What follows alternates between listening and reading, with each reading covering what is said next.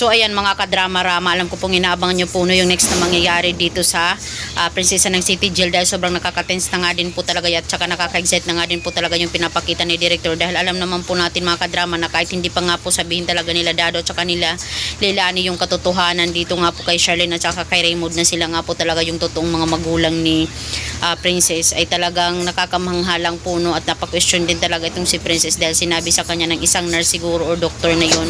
na yung nanay daw nila at saka tatay ay typo pero siya ay hindi po siya kadugo ng kanilang mga magulang at napaisip din po talaga siya na posibleng hindi po talaga siya anak at ngayon ay tinanong nga po talaga niya yung tatay Dado niya, yun lang po talaga hindi po talaga nagsabi ng katotohanan itong si Dado at alam naman po natin mga kadrama nagagawa po talaga ng paraan itong si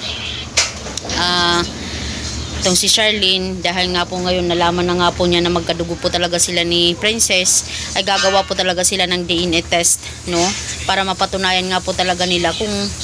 bakit naging positive itong bakit naging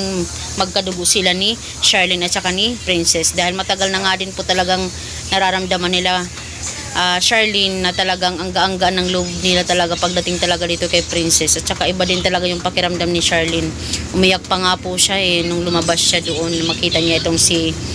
Princess na talagang okay na din siya nang dahil sa kanya ay nang dahil kay Libby ay na-aksidente itong si Princess. Syempre nagigilty din siya dahil yung anak-anakan niya na itinuring niya ay yun pala hindi niya totoong anak yung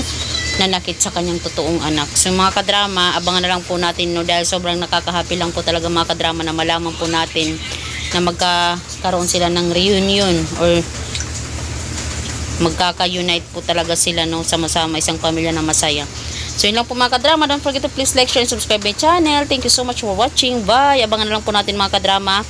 yung next na mangyayari. Thank you so much for always watching my video.